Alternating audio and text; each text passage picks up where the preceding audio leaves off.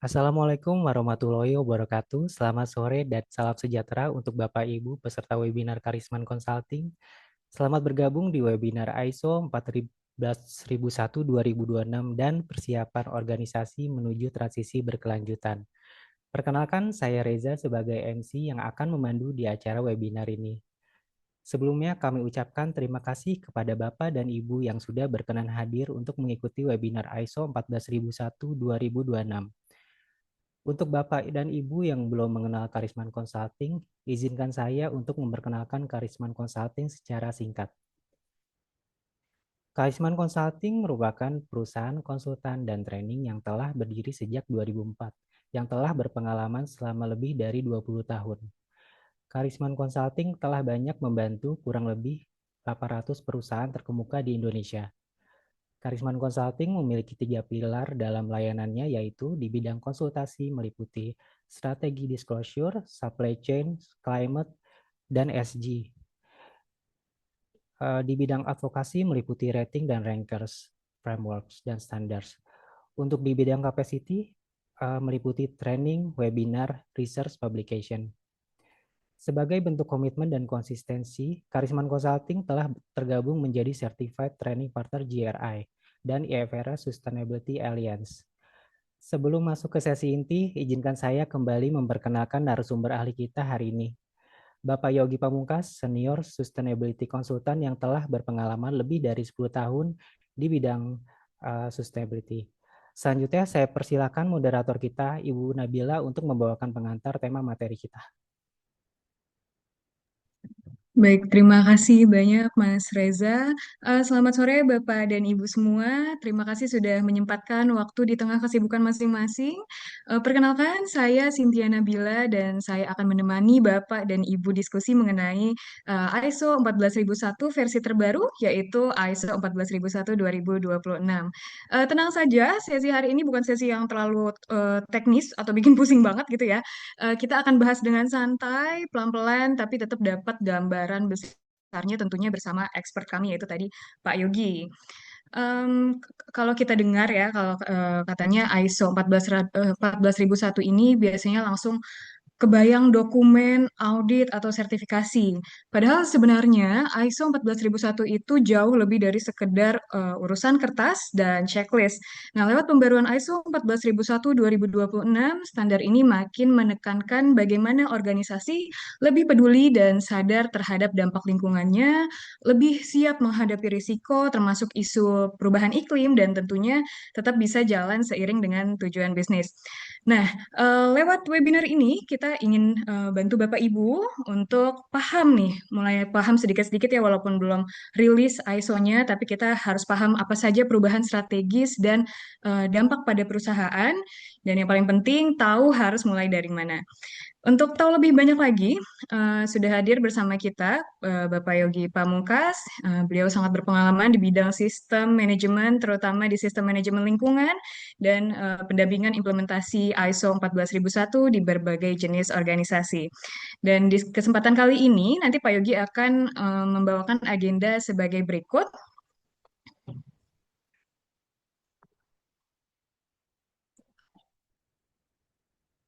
Oke, yang pertama akan ada mengenai tentang sistem manajemen lingkungan dari evolusi peran ISO-nya hingga relevansinya. Lalu nanti yang part kedua ada perubahan utama ISO 14001-2015 ke tahun 2026 hingga nanti di part terakhir ada kesiapan organisasi dan arah transisinya. Namun sebelum saya serahkan ke Pak Yogi, kita ingin tahu dulu nih, apakah perusahaan Bapak Ibu sudah menerapkan sistem manajemen lingkungan berbasis ISO 14001? Mungkin boleh kita scan di barcode, ada Mentimeter.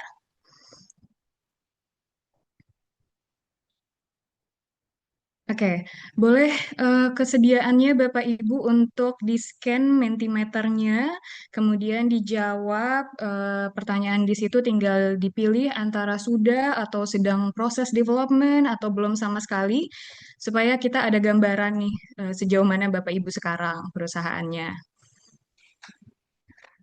Boleh langsung diklik.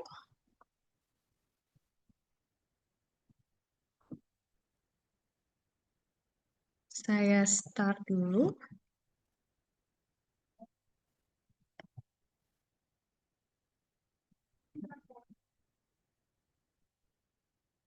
Baru 8 orang nih.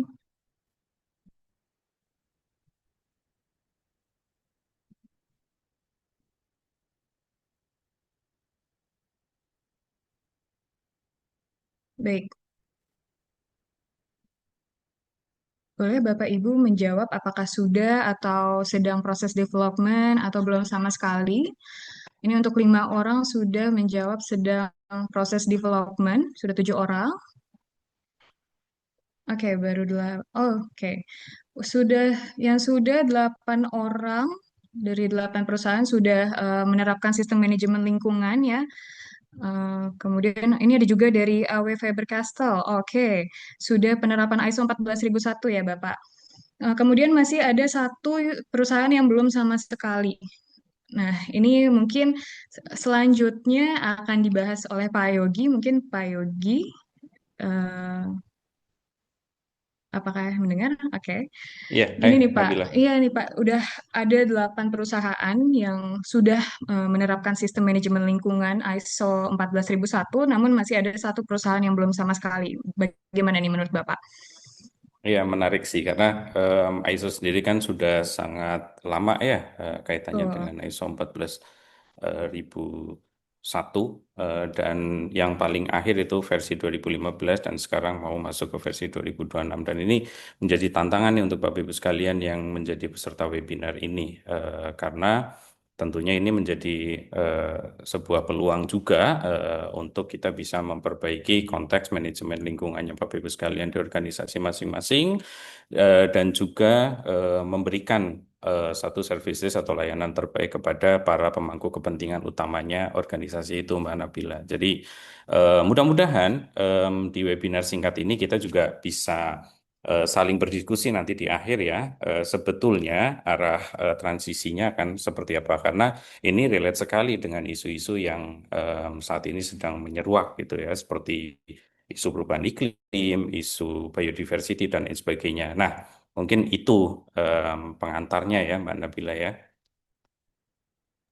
Oke, baik Pak Yogi.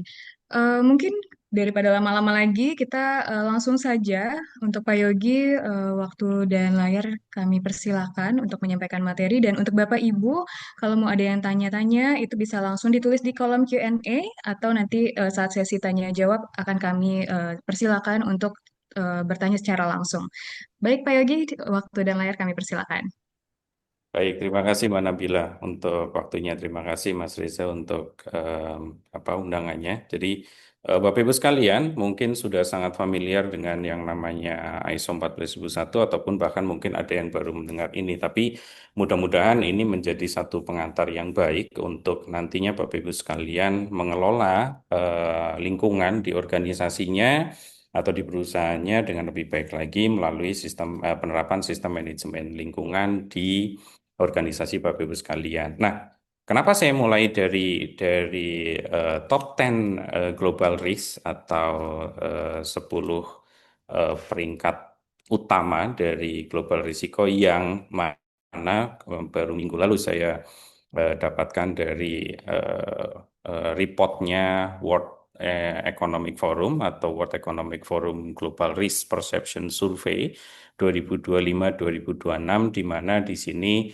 dilihat dari short term risk dan juga long term risk di mana untuk short termnya untuk 2 tahun ke depan kira-kira apa yang menjadi risiko utama sih di secara global khususnya yang berkaitan dengan konteks kinerja ekonomi global itu sendiri dan yang long termnya itu di 10 tahun ke depan kira-kira itu ada apa saja yang terjadi atau resiko-resiko apa yang terjadi di 10 tahun ke depan. Dan ini sangat terlihat mungkin ya oleh Bapak Ibu sekalian di mana perubahannya cukup signifikan nih. Tapi ada beberapa hal yang mungkin Bapak Ibu sekalian sudah lihat nih dari yang berwarna hijau. Atau dalam hal ini konteksnya adalah konteks lingkungan, di mana di 2 tahun ke depan fokus utamanya masih ada di geoeconomic confrontation, misinformation and disinformation dan lain sebagainya dan lain sebagainya. Dan konteks lingkungannya itu ada di urutan keempat dan kesembilan berkaitan dengan extreme weather event dan juga pollution. Tapi bagaimana 10 tahun ke depan? Nah, ini relate nih dengan apa namanya revisi ISO 14001 versi 2015 yang nantinya akan menjadi versi terbaru 2026, di mana di long term risk-nya itu 3 urutan utamanya itu berkaitan erat dengan lingkungan, Bapak Ibu sekalian. Yang pertama kaitannya dengan extreme weather events, biodiversity loss, ada ecosystem collapse, terus ada yang ketiga ada critical change to earth system, dan keenam ada natural resource shortage, dan yang ke-10 ada pollution, Bapak Ibu sekalian. Jadi apa yang tadinya ada di short term itu ternyata malah bertambah ke long term-nya. Terus bagaimana kita? Nah, tentunya dalam penerapan sistem manajemen lingkungan di organisasi ini kita semuanya harus melihat dari sisi risiko ini nih Bapak Ibu sekalian. Dan mungkin di slide berikutnya ini juga menggambarkan banyak sekali kejadian-kejadian yang berhubungan dengan lingkungan yang bukan hanya sekedar menjadi konsumsi internal organisasi Bapak Ibu sekalian, tapi juga menjadi konteks yang lebih luas lagi, yang lebih publik lagi Bapak Ibu. Jadi ini tentunya akan berpengaruh terhadap reputasi bisnis, organisasi, atau perusahaan Bapak Ibu sekalian,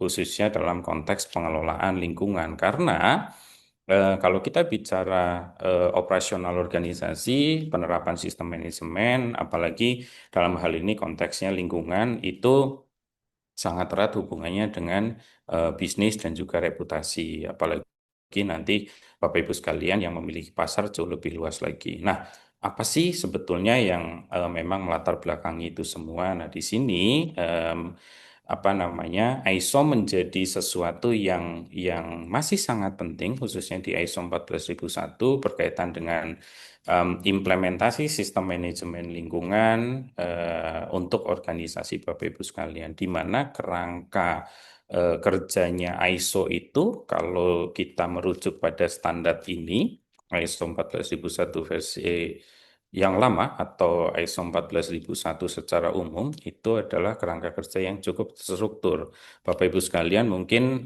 sangat familiar dengan yang namanya PDCA ya Bapak Ibu, Plan, Do, Check, and Action. Nah, itu adalah jargon pentingnya ISO, standar ISO untuk bagaimana kita melakukan pengelolaan manajemen yang tersistematis dan juga terstruktur. Dan di sini juga menjadi hal yang cukup baik untuk Bapak Ibu sekalian ketika menerapkan sistem manajemen lingkungan berbasis ISO 14001 untuk mengelola proses bisnis melalui pendekatan berbasis risiko dan siklus perbaikan berkelanjutan, di mana di sini juga penting untuk Bapak Ibu sekalian dalam melakukan pengambilan keputusan bisnis, bukan hanya dari sisi lingkup operasional organisasi, dari sisi lingkup bisnis dan produksinya saja, tapi keputusan bisnis ini juga dilihat dari sisi bagaimana kita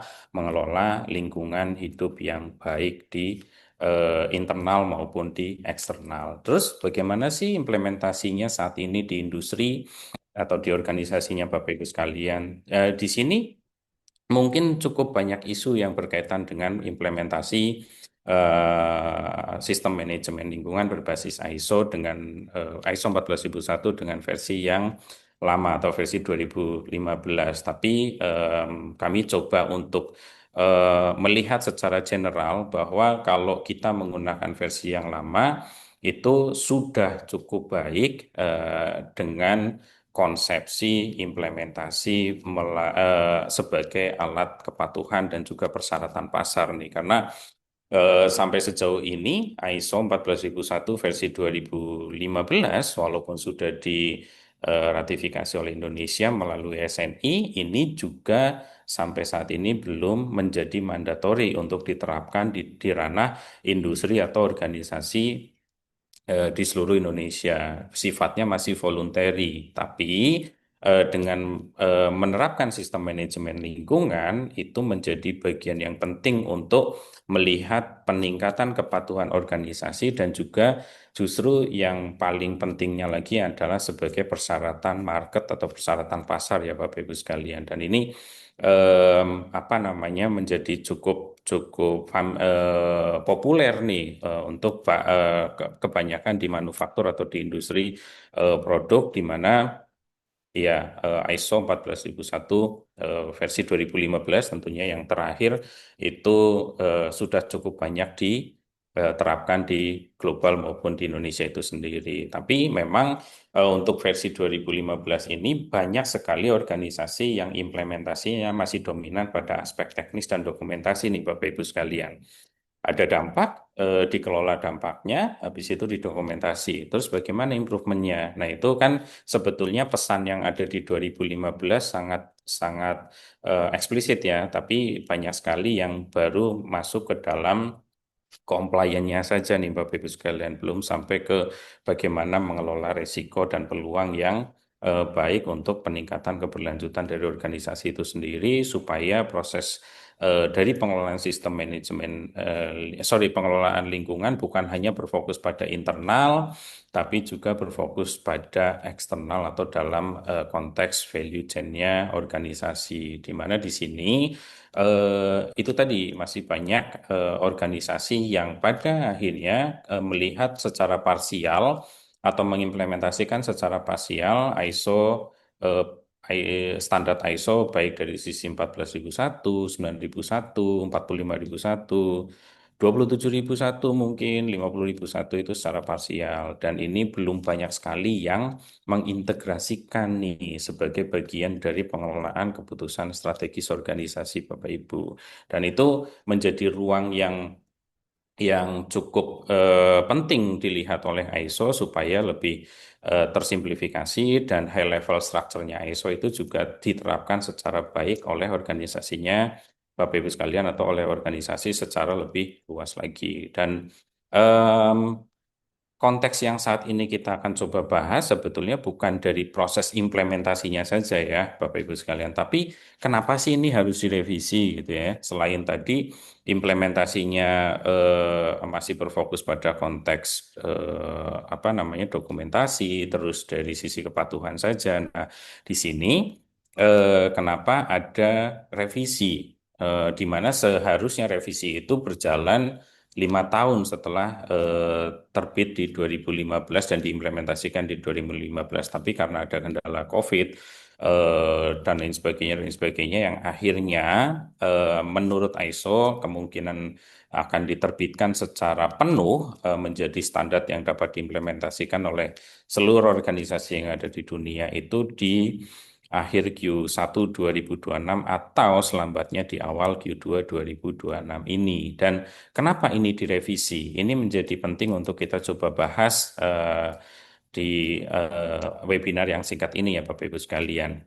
Tadi di awal di dalam konteks risiko, global risk, eh, kita sudah sama-sama melihat gitu bahwa ternyata extreme weather bagian dari impact dari perubahan iklim itu menjadi penting untuk kita lihat ke depan, khususnya di long term risk identification ya Bapak Ibu. Dan ini menjadi salah satu bagian penting yang melatar belakangi ISO untuk melakukan perubahan yang cukup signifikan, khususnya dalam konteks organisasi nih Bapak Ibu sekalian, di mana beberapa isu seperti perubahan iklim, degradasi ekosistem, hilangnya keanekaragaman hayati, dan juga keterbatasan sumber daya alam menjadi bagian yang melatar belakangi adanya revisi ini. Dan bagaimana sih organisasi merespon itu? Bagaimana organisasi nantinya em, melihat apakah ada resiko yang perlu untuk dimitigasi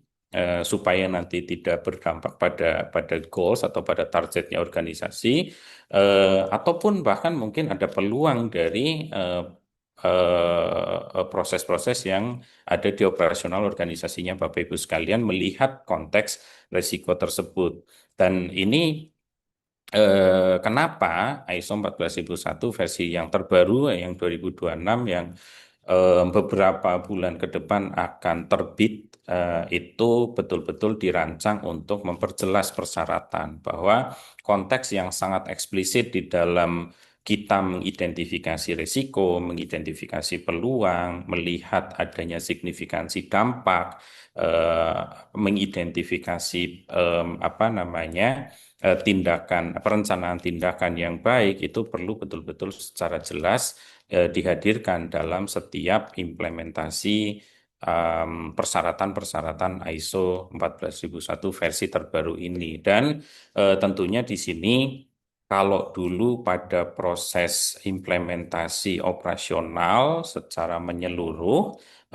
pemenuhan persyaratan, kalau saat ini di ISO meminta ISO 14001 versi 2026 itu menegaskan fokus pada kinerja lingkungan yang terukur dan juga dapat dievaluasi. Jadi secara keseluruhan kinerja lingkungan yang memang kita jadikan objektif dan target di dalam setiap apa namanya proses implementasi masing-masing faktor yang ada di dalam sistem manajemen lingkungan itu sendiri. Nah, version positioningnya antara 2015 dan 2016 secara singkat seperti ini, Bapak Ibu sekalian.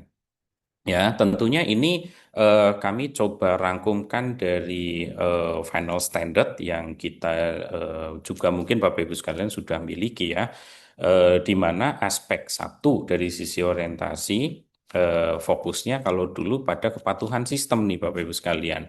Kalau saat ini bukan hanya dari sisi kepatuhan sistem, tapi juga pengukuran kinerja dan juga efektivitas operasional organisasi. Karena nanti pada ujungnya adalah berkaitan dengan bagaimana kita melakukan efisiensi proses kerja di organisasinya Bapak Ibu sekalian tanpa menyampingkan faktor-faktor perlindungan dan pengelolaan lingkungan hidup organisasi Bapak Ibu baik di internal maupun di eksternal. Secara konteks, isunya cenderung cukup umum. Nah, tadi saya sampaikan dan di awal juga sudah dilihat kondisi lingkungan yang perlu diidentifikasi itu sudah harus sangat eksplisit nih Bapak Ibu sekalian. Eksplisitnya seperti apa? Ia sesuaikan dengan konteks perubahan tadi, di mana ada isu-isu utama yang memang perlu dihadirkan, perlu diidentifikasi secara mendalam terkait dengan relevansi terhadap organisasi Bapak Ibu sekalian. Nah, dalam konteks kepemimpinan atau leadership, mungkin Bapak Ibu sekalian juga sudah yang sudah menerapkan juga sudah cukup familiar nih di klausul 5. Kalau dulu komitmen yang ditonjolkan, kalau yang versi terbaru ini bukan hanya sekedar komitmen ya Bapak Ibu sekalian, tapi juga akuntabilitas dari proses yang dijalankan oleh organisasi di mana komandan utamanya adalah pimpinan puncak organisasi atau top manajemen di mana. Nah, itu menjadi konteks yang lebih deep lagi. Itu kenapa nanti di beberapa bagian akan coba kita sedikit ulas kaitannya dengan kapasitas. Dan pada aspek operasi dulu fokusnya pada fokus internal saja, ya. Dan kalau di saat ini yang di 2026 ini sendiri itu harapannya adalah organisasi juga fokus pada rantai nilainya itu sendiri ya Bapak Ibu sekalian. Dan itu menjadi konteks yang perlu diperhatikan untuk organisasi dalam menerapkan versi terbaru ini. Dan kalau yang terakhir kaitannya dengan evaluasi 2015 fokus pada kepatuhan persyaratan.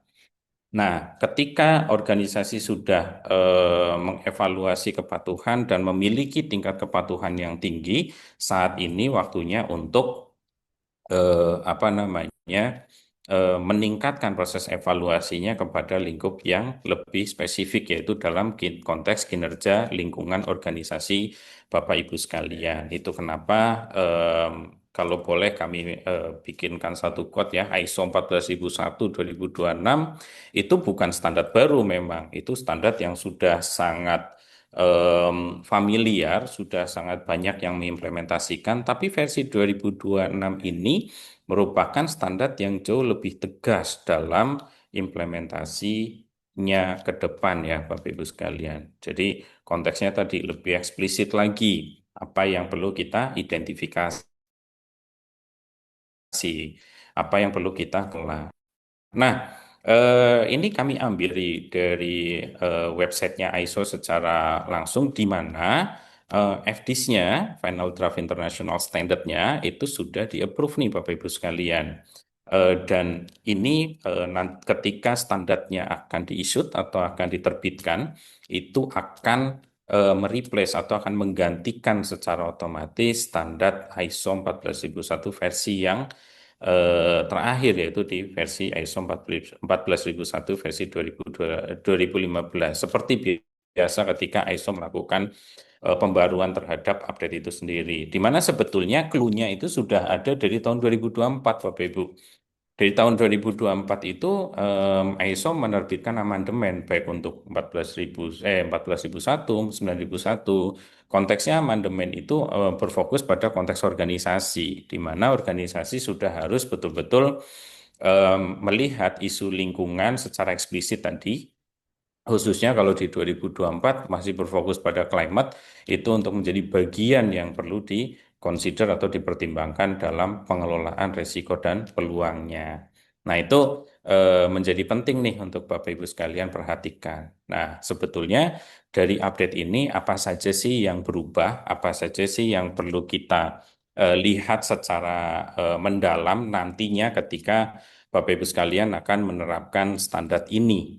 Ya, ini menjadi penting nih Bapak Ibu sekalian, di mana em, pertama, mungkin kalau kita lihat ya beberapa klausa yang terdampak nih, atau klausa yang dipilih oleh ISO untuk dirubah secara signifikan. Nah, kalau di klausul 4 sebetulnya clue-nya sudah hadir dari amandemen di 2024 nih Bapak Ibu sekalian, di mana di tahun versi 2015 organisasi itu diwajibkan mengidentifikasi isu internal dan eksternal yang relevan terhadap IMS. Jadi tidak secara eksplisit nih Bapak Ibu sekalian. Yang relevan saja. Apa sih yang menurut Bapak Ibu relevan dulu ya? Oh, ternyata climate change belum relevan atau tidak relevan. Biodiversity karena kita ada di kawasan jadinya tidak relevan dan lain sebagainya. Nah, di versi 2026 ya, ini tadi disampaikan requirement-nya atau persyaratannya itu mempertegas konteks organisasi yang lebih eksplisit lagi dalam mempertimbangkan kondisi lingkungan baik secara global maupun secara lokal, khususnya yang berkaitan dengan climate change atau perubahan iklim, pollution ya tadi juga ada di global risk, pencemaran lingkungan dan juga pengelolaan keanekaragaman hayati, baik secara internal organisasi maupun dalam konteks yang berkaitan dengan value chain kita atau rantai nilai kita ya Bapak Ibu sekalian. Nah, kalau dipersingkat 2015 itu apa saja sih yang hadir kalau di klausul 4 yang 4.1 ya Bapak Ibu sekalian, dan 4.2 kaitannya dengan pihak-pihak berkepentingan. Jadi kalau dulu tuh ada identifikasi isu yang secara umum, sekarang mintanya identifikasi kondisi lingkungan atau isu-isu yang berkaitan dengan lingkungan itu wajib secara eksplisit nih Bapak Ibu. Yang tadi, paling tidak Bapak Ibu juga harus melihat dari 3 poin utamanya, dari kondisi lingkungan yang memang memiliki pengaruh terhadap perubahan iklim atau terpengaruh terhadap perubahan iklim, pencemaran lingkungan, baik yang dilakukan oleh organisasi maupun kita yang terdampak, dan juga berkaitan dengan keanekaragaman hayati. Dan yang berikutnya adalah konteks yang lebih deskriptif, itu di tahun 2026 itu betul-betul harus dilihat dari basis resiko lingkungan yang secara menyeluruh kita identifikasi. Di sini perlu adanya due diligence atau kaji tuntas terkait dengan bagaimana kita mengidentifikasi, bagaimana kita menilai isu tersebut dari sisi risiko dan peluangnya, terus dari proses-proses yang ada sampai nanti kita memprioritaskan dampak dari risiko-risiko yang memang perlu kita berikan apa namanya atau kita buatkan tindakan rencana tindakannya untuk mengatasi resiko dan peluang itu sendiri. Nah, ini juga nanti berpengaruh kepada klausul berikutnya nih Bapak Ibu sekalian, di mana di klausul keenam ya, kalau 5 tadi juga sudah saya sampaikan kaitannya dengan komitmen menjadi bentuk akuntabilitas, tapi yang paling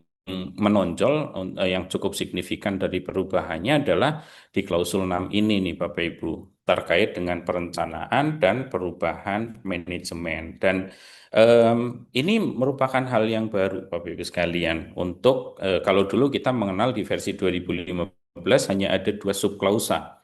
Klausa di klausul 6 itu ada 6.1 yang berkaitan dengan bagaimana kita mengidentifikasi aspek dampak lingkungan, bagaimana kita mengidentifikasi isu-isu yang berkaitan dengan kepatuhan, bagaimana kita membuat rencana, bagaimana kita memprioritaskan atau bagaimana kita melihat konteks dampak yang signifikan untuk organisasi. Terus yang di klausul 6.2 berkaitan dengan rencana tindakan dan objektif target dari organisasi terkait dengan pengelolaan lingkungan. Nah, sekarang ada satu klausa baru berkaitan dengan klausul 6.3 di mana organisasi ini diwajibkan melakukan pendekatan yang terstruktur dalam pengelolaan perubahan terkait dengan sistem manajemen lingkungan. Perubahan manajemen itu betul-betul perlu memperhatikan konteks faktor-faktor yang berhubungan dengan lingkungan, risiko-risiko ataupun peluang-peluang yang berkaitan dengan lingkungan, di mana nanti akan berpengaruh terhadap implementasi sistem manajemen lingkungan organisasi Bapak Ibu sekalian.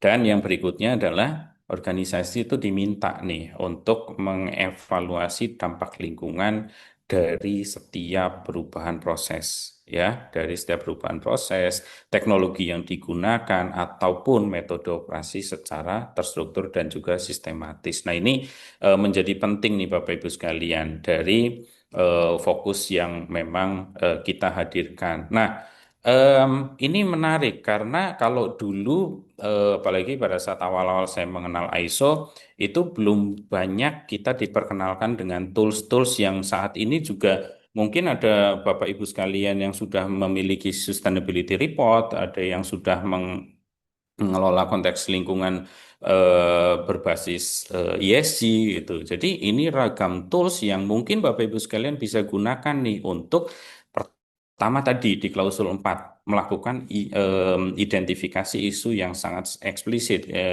mengidentifikasi konteks lingkungan yang sangat spesifik dari sisi climate action, pollution maupun biodiversity management nih Bapak Ibu sekalian. Jadi ada beberapa standar atau beberapa framework yang bisa kita gunakan untuk kita melakukan due diligence, kita melakukan pengelolaan lingkungan, kita melakukan proses yang lebih akuntabel.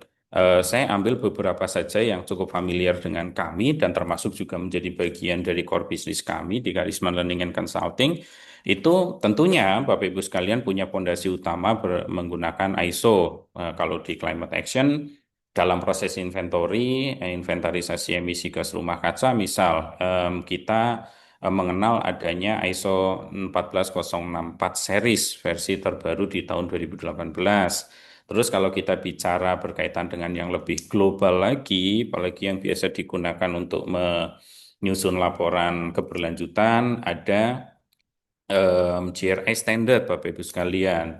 Fokus pada GRI 102 berkaitan dengan climate change. Nah, itu juga bisa digunakan untuk Bapak Ibu sekalian melakukan perencanaan, melakukan identifikasi, sampai membuat tindakan dalam menetapkan mitigasi terhadap perubahan iklim yang memang menjadi relevan untuk organisasi Bapak Ibu sekalian. Terus yang sangat familiar saat ini ada namanya FRS Sustainability Standard, khususnya untuk series 2 atau FRS S2. Di sini betul-betul fokus pada bagaimana organisasi melakukan pengelolaan perubahan iklim berbasis dengan ketersediaan ataupun resiliensi terhadap kinerja keuangan organisasi Bapak Ibu sekalian. Dan yang cukup advance dan saat ini juga cukup familiar untuk digunakan adalah penetapan target penurunan emisi gas rumah kaca sebagai bagian dari implementasi climate adaptation dan juga climate mitigation. Itu ada namanya Science Based Target Initiative. Ya, itu kaitannya dengan climate action. Kaitannya dengan pollution banyak Bapak Ibu sekalian. ISO pun memiliki cukup banyak. Ada ISO dengan series 14031 kaitannya dengan pengelolaan dampak lingkungan atau kinerja lingkungan itu sendiri. Terus kalau kita menggunakan GRI Standard atau Global Reporting Initiative Standard, ada beberapa yang memang tertuang di dalam series 300 sebagai topik standar environmental topik standar dalam pengelolaan lingkungan dan juga pelaporan kinerja lingkungan di dalam sustainability report Bapak Ibu sekalian. Kaitannya dengan biodiversity mungkin terlihat baru, tapi ternyata ini sudah sangat apa namanya ya, sudah sangat lama untuk perlu dipertimbangkan dan untuk menjadi perhatian Bapak Ibu sekalian, di mana konteks saat ini menjadi cukup relevan untuk Bapak Ibu sekalian berkaitan dengan bagaimana kita berkontribusi terhadap manajemen biodiversity baik di ranah organisasi Bapak Ibu sekalian maupun dalam konteks yang lebih luas lagi.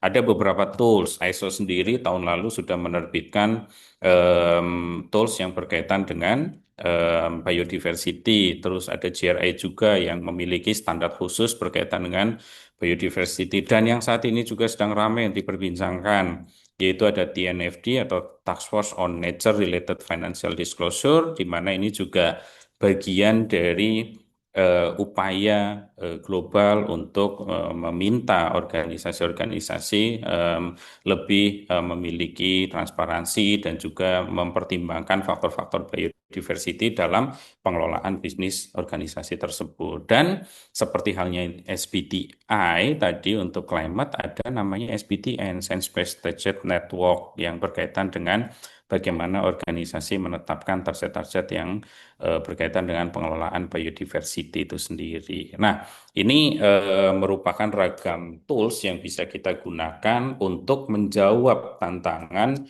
baik dalam klausul 4 yang berkaitan dengan identifikasi isu yang lebih spesifik lagi, yang lebih eksplisit lagi.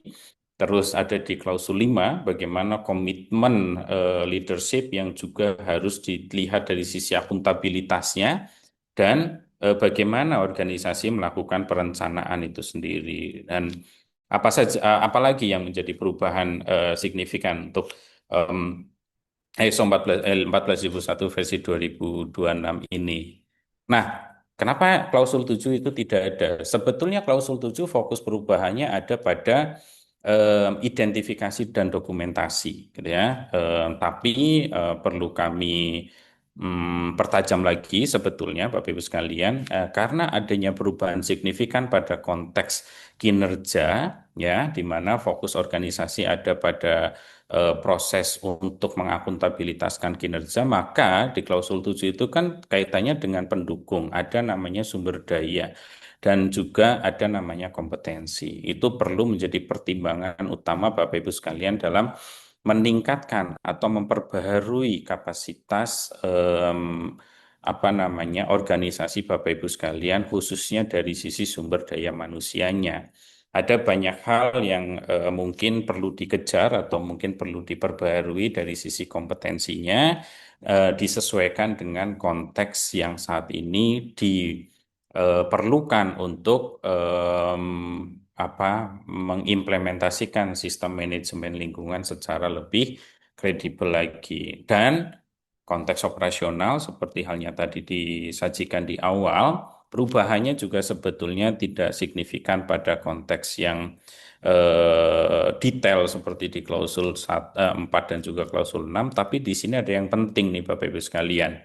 Kaitannya dengan saat ini organisasi itu perlu mempertimbangkan dan juga membuat satu rangkaian proses kontrol atau pengendalian terhadap operasional organisasi yang bukan hanya mencakup proses produksi dan jasanya dan atau jasanya saja, tapi juga proses-proses yang dilakukan oleh pihak eksternal, baik dari sisi pemasok, kontraktor maupun dari sisi customernya itu sendiri. Jadi bagaimana sih pengelolaan itu semua yang nantinya memiliki relasi yang sangat erat terhadap mitigasi dan adaptasi perubahan iklim, khususnya pada risiko-risiko yang sifatnya transisional, khususnya lagi pada konteks inventarisasi emisi gas rumah kaca untuk kita bisa tetapkan bagaimana kita melakukan atau membuat inisiatif-inisiatif terhadap pengurangan emisi gas rumah kaca yang ada di lingkup organisasi, baik dari sisi proses operasional sampai ke em, apa namanya emission footprint yang kita miliki dari hulu ke hilir, ya Bapak Ibu sekalian. Jadi resiko lingkungan pemasok dan kontraktor dan juga yang lebih luas lagi kini menjadi apa namanya konteks yang perlu diperlakukan sebagai risiko organisasi juga Bapak Ibu sekalian. Jadi itu menjadi fokus utama di mana ini juga nanti akan direlasikan ke evaluasi nih. Tidak ada yang cukup signifikan, tapi ada penambahan yang menjadikan ini tantangan terbaru untuk Bapak Ibu sekalian dalam proses mengevaluasi sistem manajemen lingkungan yang diterapkan berbasis ISO 14001 versi terbaru ini, di mana ini ya tadi adanya akuntabilitas, terus apa namanya dalam konteks tinjauan manajemen itu memiliki struktur yang baru juga antara input, proses, dan juga output yang lebih jelas dan juga strategis. Dan tujuan utamanya adalah ini menjadi salah satu alat evaluasi kinerja lingkungan, bukan hanya dari sisi kepatuhan, tapi juga dari sisi performance dan juga untuk melihat efektivitas dari sistem manajemen lingkungan yang diterapkan oleh organisasi Bapak Ibu sekalian. Di mana ya tadi kalau kita lihat dari sisi siklusnya PDCA gitu ya, Plan Do Check Action, di mana konteks improvement atau continuous improvement ini menjadi penting. Bukan hanya dilihat dari sisi ketaatannya, bukan hanya dilihat dari sisi lagging sistemnya, tapi juga kita lihat dari hasil evaluasi kinerja, tindakan korektif, dan perbaikan sistem itu secara bersinambung. Untuk apa? Untuk kita bisa memastikan bahwa sistem manajemen lingkungan itu berjalan dengan efektif, tapi juga memiliki nilai dan menjadi sumbangsih eh, dalam efisiensi proses kerja operasional organisasi Bapak Ibu sekalian. Ya, konteksnya kembali lagi nantinya hubungannya ke bagaimana organisasi memiliki efisiensi proses dan juga meningkatkan kinerja bisnis yang lebih berkelanjutan dan memiliki nilai dan kalau kita bicara konteks yang lebih luas lagi, ada yang namanya resiliensi atau tingkat ketahanan bisnis sampai sejauh mana gitu ya. Jadi itu yang menjadi poin utama dari perubahan klausul yang ada di ISO 14001 versi 2015. Kalau kita apa namanya konklusikan tadi, kalau di awal itu aspeknya, kalau dari sisi klausulnya ya, Bapak Ibu sekalian, dari konteks umum sampai audit kepatuhan, di sini penekanan pada versi 2026, kalau di klausul 4 ada di dalam kondisi lingkungan yang eksplisit, di klausul 5 kaitannya dengan komitmen leadership atau komitmen dari pucuk pimpinan atau eh, apa namanya manajemen puncak itu adalah akuntabilitas di mana dilihat juga dari konteks kinerja lingkungan organisasi dalam menerapkan sistem manajemen lingkungan. Terus kalau dalam konteks perencanaan, kalau dulu fokusnya pada yang ada saja saat itu, kalau saat ini juga harus mempertimbangkan em, risiko dan peluang dari lingkungan itu sendiri ketika ada perubahan gitu ya, secara terstruktur. Terus kalau di klausul 8 kaitannya dengan mempertimbangkan fokus konteks rantai nilai sebagai bagian dari resiko operasional organisasi Bapak Ibu sekalian. Dan kalau di klausul 9 tadi juga sudah disampaikan, dulu auditnya dari sisi persyaratan, dari sisi kepatuhan, sekarang konteks auditnya dari sisi kinerja lingkungan juga. Nah, ini menjadi penting karena konteks itu yang menjadi perhatian secara eksplisit, di mana kinerja-kinerja lingkungan dengan indikator-indikator yang Bapak Ibu sekalian sudah identifikasi itu perlu betul-betul dikelola dengan baik sebagai bagian dari efektivitas penerapan sistem manajemen lingkungan. Itu adalah perubahan-perubahan utama di dalam klausa ISO 14001 versi 2015 menjadi versi 2026 itu sendiri. Terus apa yang harus kita lakukan? Ya, jadi bagaimana organisasi itu memiliki kesiapan ya terkait dengan transisi dari versi lama menjadi versi terbaru. Seperti biasa, ISO memberikan waktu 3 tahun dalam masa transisi, tapi dengan konteks bisnis yang saat ini atau risiko yang saat ini sudah terlihat gitu ya, mungkin Bapak Ibu sekalian perlu mempertimbangkan bahwa dalam melakukan transisi, apalagi yang sudah menerapkan ya sebelumnya, itu perlu mempertimbangkan untuk melakukan transisi lebih awal. Kenapa seperti itu? Ya tentunya kita melihat dari sisi iklim bisnisnya, melihat dari sisi kondisi yang saat ini sudah apa namanya bisa mempengaruhi konteks bisnisnya Bapak Ibu sekalian. Jadi kalau konteksnya di Indonesia ya implementasi di Indonesia jadi menjadi cukup relevan kaitannya dengan penguatan regulasi lingkungan ya di mana sekarang regulasi lingkungan sudah cukup ketat, sudah cukup banyak yang perlu untuk kita perhatikan secara komprehensif gitu. Terus perizinan pun seperti itu, Bapak Ibu sekalian yang bertugas mengurus perizinan-perizinan berkaitan dengan lingkungan itu selalu saat ini juga berfokus pada perizinan berbasis risiko, gitu ya. Dan yang berikutnya adalah kebijakan penurunan emisi sebagai bagian dari kontribusi organisasi dalam penurunan emisi atau pencapaian target net zero emission secara nasional. Dan itu menjadi penting untuk Bapak Ibu sekalian pertimbangkan. Dan juga ini menjadi satu apa namanya ya bagian yang menurut kami itu penting untuk dikonsider atau dipertimbangkan karena sistem manajemen lingkungan berbasis ISO 14001 itu menurut kami adalah salah satu fondasi implementasi ESG. Apa itu ESG? Environmental, Social, and Governance Principle, di mana Bapak Ibu sekalian saat ini juga secara langsung maupun secara tidak langsung, baik diminta, baik voluntary ataupun menjadi apa namanya inisiatif bisnisnya organisasi sudah menerapkan prinsip-prinsip ini.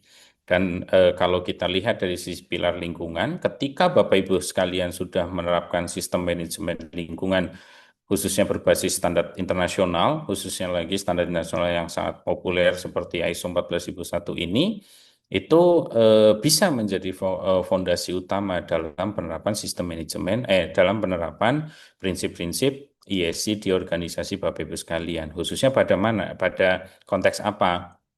Pengelolaan data dan kinerja lingkungan yang cukup konsisten, terukur, dan dapat diverifikasi. Itu kenapa? Ya tadi, pendampingnya banyak, toolsnya juga banyak. Jadi ketika Bapak Ibu sekalian menerapkan sistem manajemen lingkungan, jangan khawatir karena saat ini banyak sekali tools yang bisa mensupport dari pencatatan dan juga pencapaian dari eh, target maupun kinerja lingkungan yang Bapak Ibu sekalian juga sudah identifikasi gitu ya. Terus instrumen penting implementasi ESG khususnya dari sisi instrumen penataan dan pencapaian target pengelolaan lingkungan termasuk juga peningkatan kredibilitas perusahaan untuk investor dan pemangku kepentingan nih Bapak Ibu sekalian itu eh, menjadi hal yang penting karena kalau kita bicara ESG kacamatanya itu adalah dari sisi bisnis atau dari sisi investor ditambah lagi dengan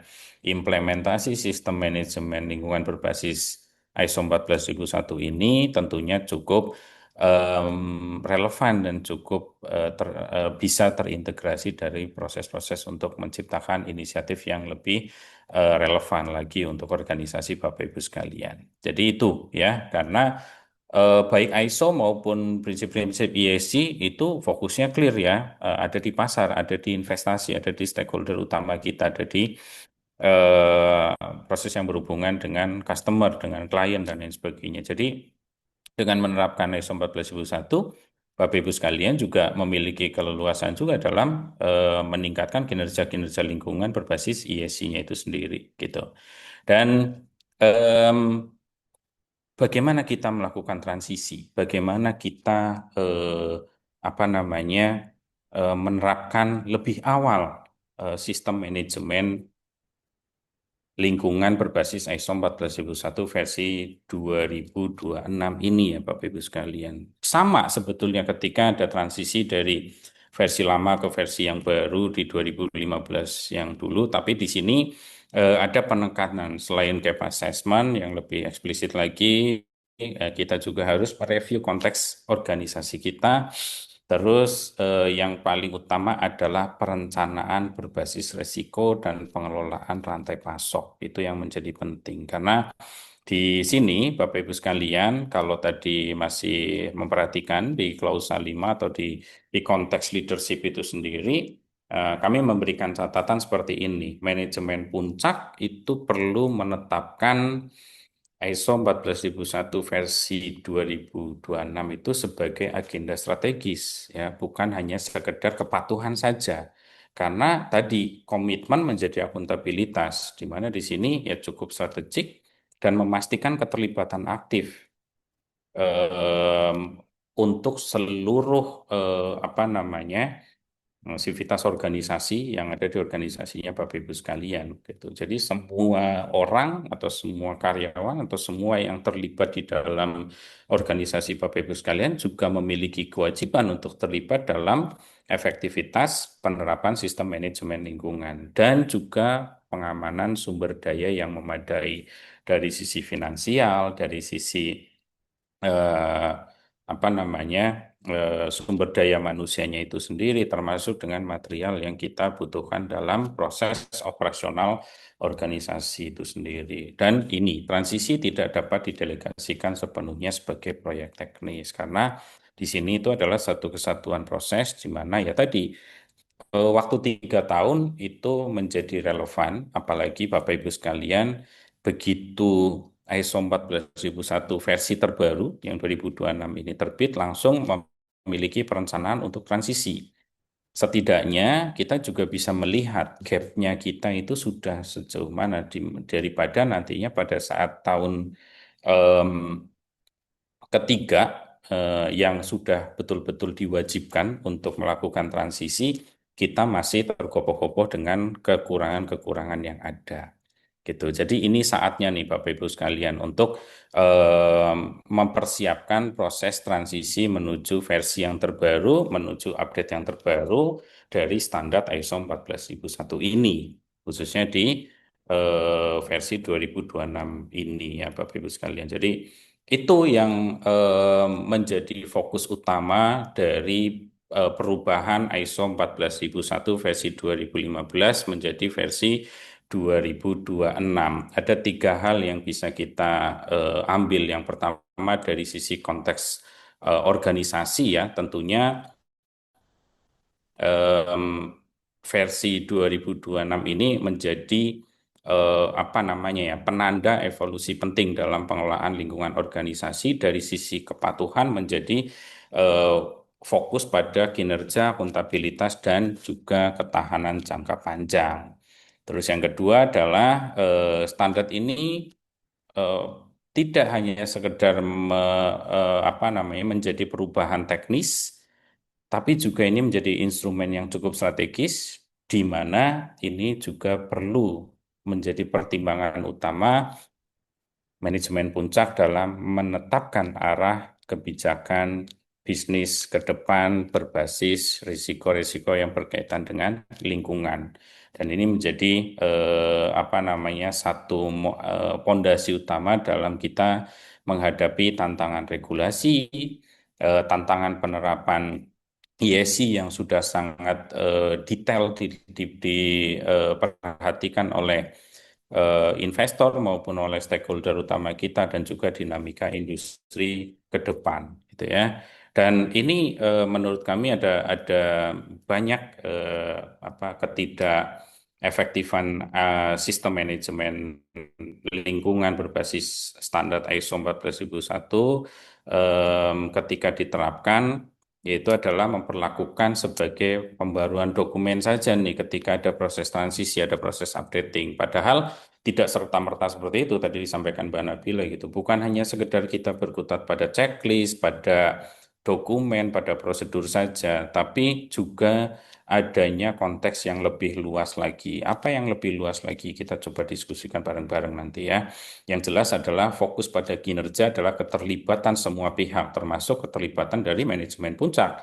Bukan hanya sekedar menandatangani kebijakan atau menandatangani prosedur saja, tapi juga betul-betul terlibat dari pengarahan strategis sampai pengawasan terhadap implementasi sistem manajemen lingkungan itu sendiri ya Bapak Ibu sekalian, di mana itu menjadi bagian dari proses perubahan yang lebih terstruktur ke depannya ya Bapak Ibu. Dan itu sebagian kecil atau singkat dari saya berkaitan dengan apa saja yang kira-kira nanti akan menjadi perubahan signifikan di ISO 14001 versi 2026 dan juga bagaimana kesiapan Bapak Ibu sekalian ketika mengimplementasikan ISO 14001 versi 2026, terus juga em, kira-kira ketika yang sudah menerapkan itu transisinya bagaimana gitu ya. Tentu ini menjadi pertimbangan dan perhatian bersama kita semua ya untuk kita bisa betul-betul mencapai target-target pengelolaan lingkungan yang baik. Nah, kurang lebih seperti itu materi saya berkaitan dengan ISO 14001 versi 2026. Kita tunggu bareng-bareng ya terbitnya di beberapa bulan ke depan. Tapi bocorannya yang sudah sangat clear itu sudah sangat jelas untuk kita bisa lakukan secara bertahap proses transisinya. Seperti itu Mbak Nabila, kira-kira yang bisa saya sampaikan dan mungkin kalau ada pertanyaan atau diskusi dipersilahkan ya Bapak Ibu, saya kembalikan ke Mbak Nabila sebagai moderator. Baik, terima kasih banyak Pak Yogi atas pemaparannya, sangat insightful dan relate ya dengan kondisi di lapangan. Sekarang kita masuk ke sesi yang paling ditunggu-tunggu yaitu sesi tanya jawab. Tapi sebelum saya persilakan Bapak Ibu untuk bertanya, saya ada pertanyaan sedikit nih Pak Yogi. Tadi dari banyaknya perubahan ya kan ada penambahan klausul baru, persyaratan baru, kemudian ada penguatan fokus di kondisi lingkungan seperti iklim, keanekaragaman hayati, ketersediaan sumber daya alam. Nah, dari semua perubahan yang ada itu bagian mana sih Pak yang paling krusial saat ini gitu? Iya, sebetulnya kalau yang tadi ya, kalau yang paling kritikal atau krusial saat ini ya tentunya yang berkaitan dengan fokus utama apa namanya stakeholder khususnya dalam penerapan prinsip-prinsip ESG tadi Mbak Nabila, khususnya pada signifikansi perubahan pada identifikasi isu-isu yang berkaitan dengan adaptasi dan mitigasi perubahan iklim. Kalau dulu itu kan hanya komitmen saja, kalau saat ini sudah sampai keterukuran dari sisi kinerjanya organisasi dalam pengelolaan itu sendiri. Terus yang kedua kaitannya dengan pengelolaan pencemaran gitu ya. Jadi bukan hanya dalam konteks internal saja, tapi bagaimana kita mengelola dalam konteks yang lebih luas lagi. Dan yang ketiga nih, kalau dulu itu ya seingat saya ya berkaitan dengan komitmen spesifik itu ada salah satunya berkaitan dengan perlindungan keanekaragaman hayati. Nah, sekarang itu lebih eksplisit lagi. ISO 14001 itu sudah minta yang versi terbaru untuk kita betul-betul mempertimbangkan faktor nature, faktor biodiversity sebagai bagian dari resiko yang harus kita kendalikan. itu. Jadi itu yang tiga critical point yang menurut saya itu perlu dikonsider untuk masuk ke dalam isu, masuk ke dalam identifikasi aspek dampak lingkungan ya. Seperti Bapak Ibu sekalian juga tahu, termasuk juga dalam konteks bagaimana menilai dan meningkatkan kinerja organisasi terhadap pengelolaan lingkungan, Mbak Nabila. Gitu. Oke, baik. Berarti selama masa transisi selama 3 tahun ini kan ya Pak, yang wajib dilakukan dan segera dipahami oleh perusahaan itu dari sisi apa selain yang tadi ada regulasi lingkungan ya Pak? Iya, dari konteks organisasinya, tentunya ruang lingkup organisasi, terus juga Hmm, apa namanya proses operasional, termasuk juga apa tuh namanya ruang lingkup juga di dalamnya ada bisnis tipe bisnis organisasi itu sendiri itu juga perlu menjadi perhatian utama. Makanya tadi di slide-slide akhir itu selain gap assessment kita juga harus review lagi nih konteks organisasi kita gitu ya. Apakah sudah betul-betul mengcapture isu-isu yang tadi disampaikan Mbak Nabila? oke, baik. Terjawab sudah. Mungkin saya langsung ke Bapak Ibu peserta ya. Ini udah ada beberapa pertanyaan di kolom question and answer. Yang pertama Oh dari iya, uh, dari ya, Anonymous, mungkin saya bacakan ya Pak. boleh. Di ISO 9001 juga akan terbit edisi yang terbaru di tahun 2026 dan salah satu item perubahannya adalah mengenai sustainability atau ESG. Apakah ada standar ISO lainnya yang direvisi karena ada hubungannya dengan dengan isu sustainability dan ESG ini? Boleh Pak Yogi? Betul. Iya, ini Bapak Ibu yang memberikan pertanyaan. Jadi kalau kita lihat dari runtutannya, amandemen itu kan em, apa namanya diterbitkan di tahun 2024 terkait dengan perubahan dari konteks organisasi khususnya untuk ISO 9001 maupun ISO 14001. Dan juga ada lagi satu ISO 45001. Nah, kaitannya clear terkait dengan ESG. Apalagi kalau dari sisi ISO 9001, fokus lagi nih Bapak Ibu ke bagaimana kita mengelola dan menetapkan dan juga mengidentifikasi climate sebagai bagian dari isu strategisnya organisasi gitu ya. Dan ini fokus utamanya ya tadi kembali lagi ke penerapan Bapak Ibu sekalian dalam ketika organisasi Bapak Ibu sekalian menerapkan prinsip-prinsip atau inisiatif yang berkaitan dengan ESG-nya itu sendiri atau sustainability itu sendiri. Apalagi ya Bapak Ibu sekalian yang sudah sangat familiar dengan sustainability reporting, dengan bagaimana melakukan due diligence terkait dengan indikator-indikator yang ada di ESG dan lain sebagainya gitu. Jadi apakah ada yang akan direvisi lagi? Kalau tidak salah, sependek pengetahuan saya itu 2027 itu juga akan diterbitkan versi terbarunya ISO 45001 yang versi 2018 menjadi 2027.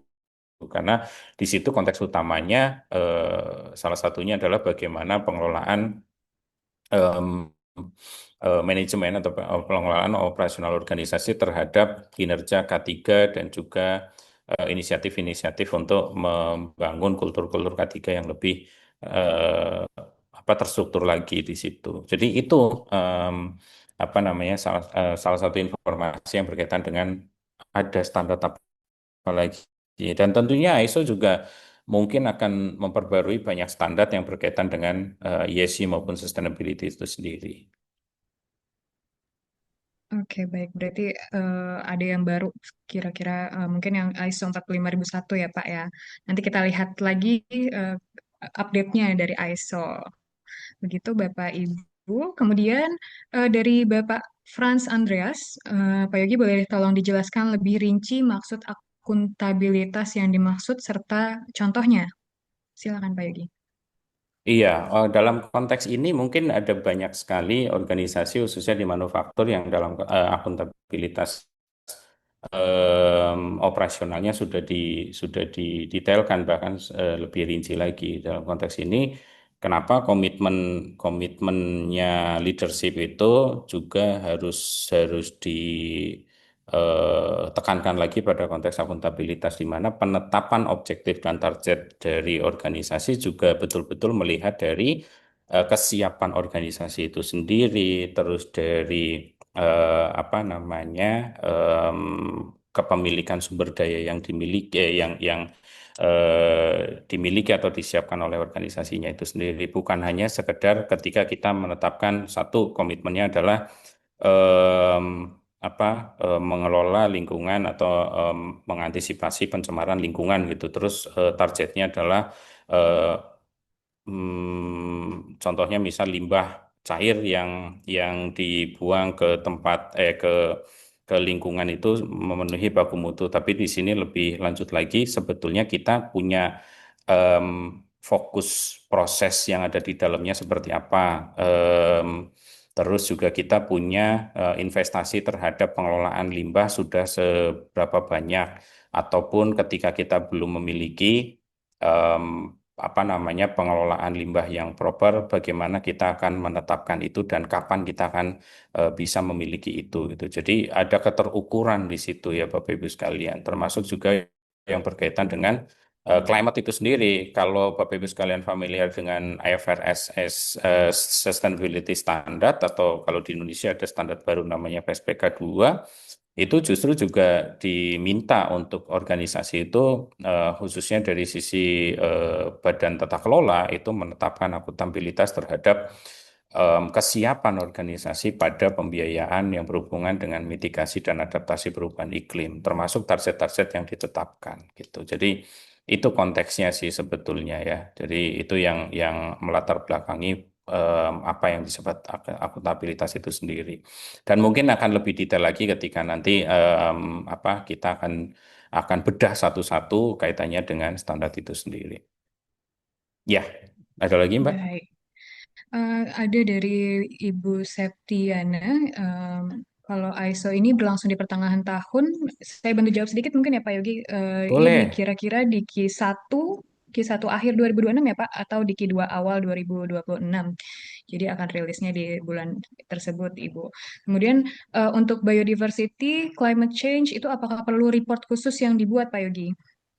Nah, ini menarik kalau Bapak Ibu sekalian menggunakan tools-tools yang tadi disajikan ya di awal itu, Bapak Ibu sekalian melakukan due diligence, melakukan proses kajian yang akhirnya menghasilkan satu report khusus, itu menjadi lebih baik untuk Bapak Ibu sekalian, di mana nantinya penetapan target, penetapan apa namanya objektif itu juga lebih tervalidasi atau terverifikasi ya, ya Bapak Ibu sekalian, karena itu kan bagian dari apa yang diminta sama ISO itu sendiri gitu. Jadi ada tadi toolsnya banyak sekali ya kaitannya dengan climate maupun kaitannya dengan biodiversity. Akan lebih baik kalau Bapak Ibu sekalian punya reportnya masing-masing gitu. Oke. Lanjut Pak Yogi, ada dari Anonymous, ini apakah implementasi ISO 14001-2026 ini akan menambah beban dokumentasi atau justru lebih fleksibel Pak Yogi? Ya, gimana tuh Mbak Nabila ya? Iya, karena tadi Mbak Nabila juga sampaikan kalau bukan hanya dari sisi checklistnya saja gitu ya Mbak ya, dokumentasinya saja. Justru harapannya ini ada efisiensi proses, ada integrasi proses, dan apa namanya fleksibilitasnya juga tinggi. Tapi konteksnya adalah efisiensi ya. Jadi kalau kita bicara fleksibilitas bisa digunakan untuk macam-macam gitu. Jadi kalau kita sudah mengintegrasikan satu dengan yang lain, tentunya kan cukup dengan satu dokumen, atau cukup dengan satu prosedur, atau cukup dengan satu report saja untuk bisa menyajikan bahwa konteks organisasi yang berkaitan dengan mutu, berkaitan dengan lingkungan, berkaitan dengan K3 itu ada dalam satu lingkup utama. Apalagi reportnya, Bapak Ibu sekalian juga kalau yang sudah menerbitkan sustainability report itu jadi lebih komprehensif lagi seperti itu. Baik, selanjutnya dari Ibu Stefani Chandra, seberapa jauh pengendalian kontraktor atau pemasok yang diharapkan dalam ISO 14001-2026 Pak Yogi? Nah, ini menarik karena sesuatu yang cukup jadi highlight di transisi ini, sorry, di update ini, karena kalau bicara seberapa jauh, sejauh mungkin Bapak Ibu sekalian, karena ini hubungannya nanti kalau kita bicara lingkup climate risk ya, apalagi dari sisi pengendalian emisi gas rumah kaca, Ini nanti ujungnya pada proses pengendalian emisi yang terjadi di skop 3 atau yang terjadi di rantai pasoknya Bapak Ibu sekalian atau di dalam rantai nilai baik secara upstream maupun dari sisi downstream Bapak Ibu. Nah, itu em, apa namanya? Kalau kita bicara seberapa jauh, sedetail mungkin, sesuaikan dengan kategorisasi dalam inventarisasi emisi gas rumah kaca baik dari lingkup satu, cakupan satu, cakupan 2 maupun sampai ke cakupan 3, yaitu dari sisi upstream dan juga downstream. Lebih lanjut lagi, mungkin bisa ikut em, pelatihan atau webinarnya Karisman lebih lanjut ya Mbak ya. Tuh. Begitu, Bu Stefani.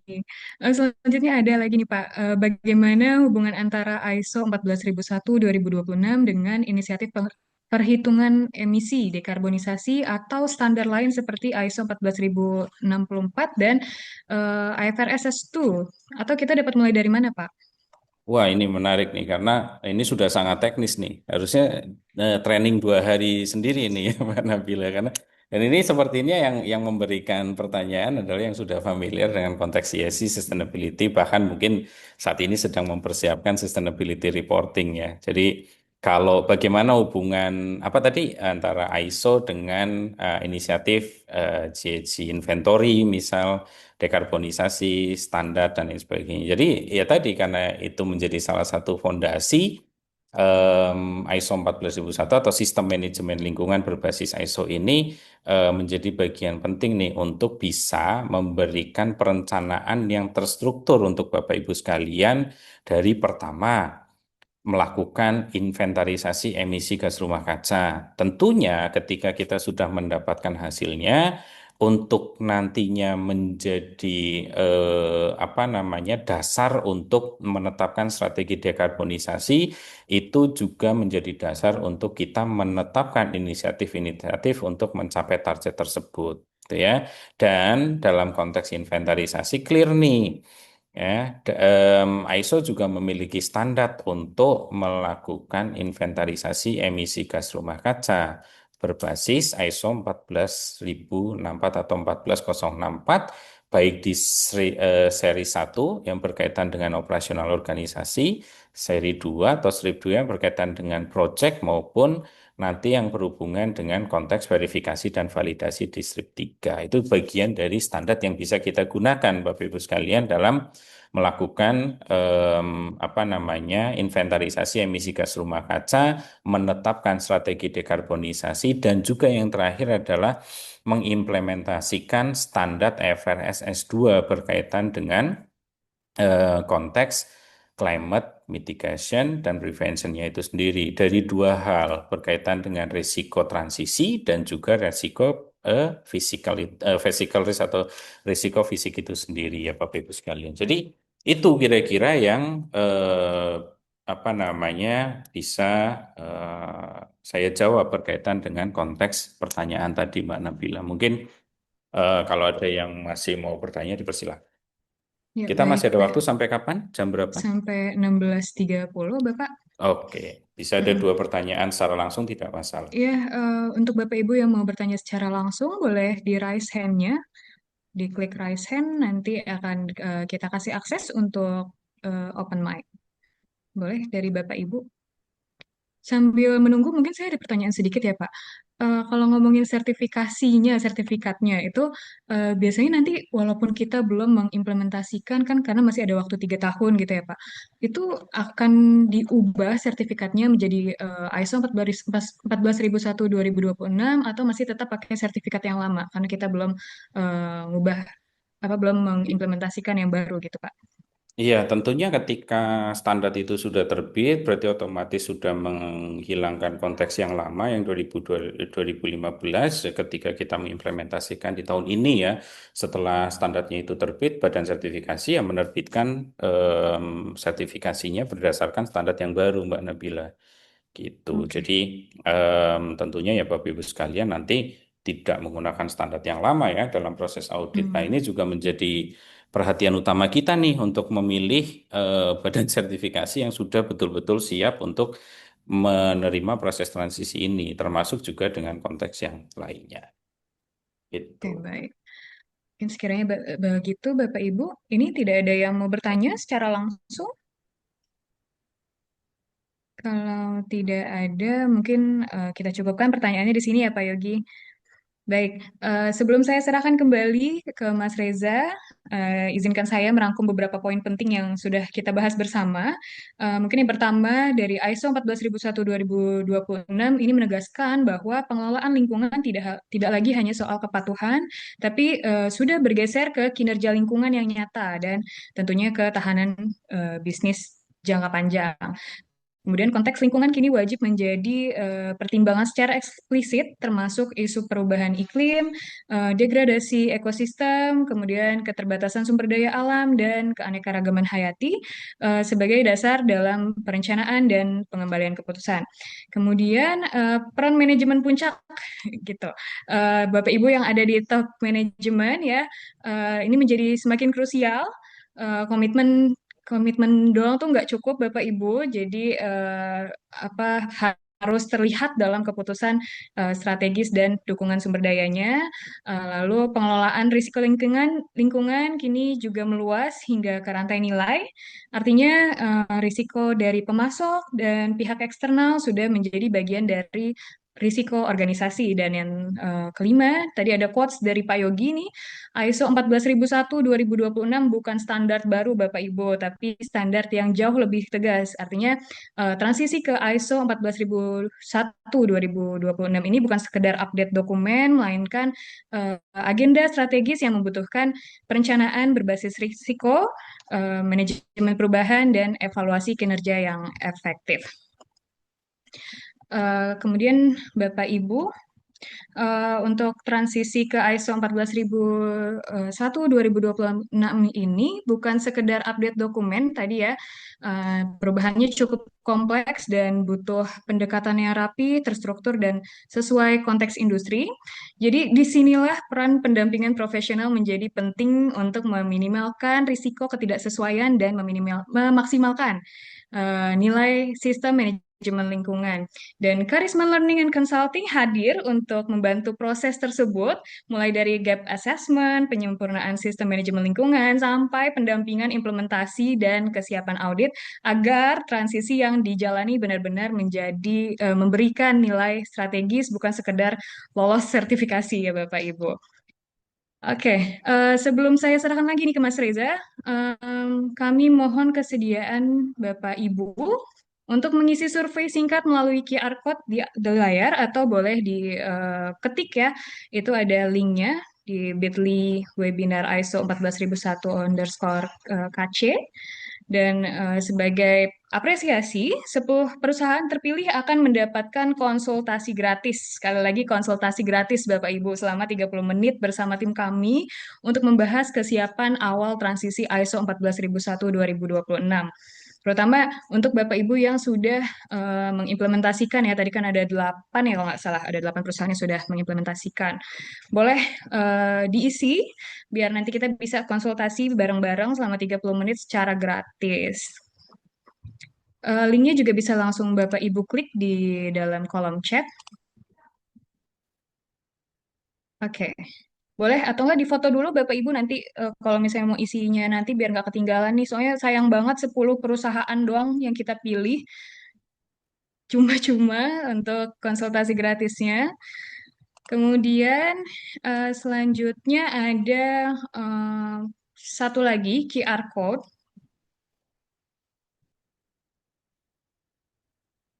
Nah, ini nanti kalau Bapak Ibu ingin berdiskusi lebih lanjut atau membutuhkan informasi tambahan, silakan menghubungi tim teknikal services kami. Ini bisa juga Bapak Ibu cek kalau misalnya mau menyiapkan program training ESG dan sustainability. Bapak Ibu bisa lihat jadwal lengkapnya di scan tersebut. Boleh difoto dulu juga atau di klik yang ada di chat ya Bapak Ibu. Di situ sudah lengkap selama setahun ada jadwalnya. Jadi Bapak Ibu tinggal pilih nih mau ikut training yang mana, mau ikut GRI, mau ikut ya FRS kita juga ada Bapak Ibu, atau mau nanya-nanya tentang ISO itu juga bisa. Nanti kita bisa bikin in-house kalau Bapak Ibu ingin satu kantor gitu ya, nggak bareng-bareng yang lain, jadi bisa tinggal hubungin kita. Selanjutnya, oke, eh, oke Bapak Ibu jika ingin berdiskusi lebih lanjut atau membutuhkan informasi tambahan, silakan menghubungi saya bisa difoto dulu di sini ada nomor WA saya dan email atau bisa dicek di website Karisman. Baik, Bapak Ibu, demikian rangkaian sesi webinar kita hari ini. Terima kasih banyak kepada Pak Yogi atas sharing dan diskusi yang sangat membuka wawasan. Dan tentu saja terima kasih juga untuk Bapak Ibu semua yang sudah aktif mengikuti webinar sampai selesai. Selanjutnya saya akan kembalikan ke sesi penutupan kepada MC. Terima kasih. Silakan Mas Reza. Baik, terima kasih Mbak Nabila atas informasinya. Bapak Ibu, kami informasikan kembali untuk Bapak Ibu yang ingin berkonsultasi lebih lanjut atau berencana mengikuti pelatihan-pelatihan Karisman Consulting, bisa silakan menghubungi nomor WhatsApp kami di 0813 1316 7457 dan email kami di training@karisman-consulting.co.id. Dengan senang hati tim kami akan menjawab pertanyaan Bapak Ibu semua. Dan jangan lupa Bapak Ibu untuk mengikuti media sosial kami untuk mendapatkan update terbaru dari Karisman Consulting ya Bapak Ibu. Oke, baik Bapak Ibu, sebelum acara berakhir, kami ingin menginformasikan untuk Bapak Ibu yang membutuhkan sertifikat di webinar ini, kami telah menyediakan e-sertifikat dengan biaya Rp99.000. Untuk selanjutnya bisa menghubungi tim kami kembali. Sebelum acara ini kami tutup, izinkan kami mengucapkan terima kasih kepada Bapak Yogi Pamungkas sebagai narasumber utama webinar hari ini, Mbak Nabila sebagai moderator yang telah memandu jalannya webinar ini, dan semua tim Karisman Consulting yang berpartisipasi dalam webinar ini. Dan Bapak Ibu yang sudah hadir mengikuti webinar ini dari awal hingga akhir, kami ucapkan banyak terima kasih. Acara webinar transisi ISO 14001-2026 ini resmi kami akhiri. Selamat sore dan salam sejahtera. Sampai jumpa di webinar kami berikutnya.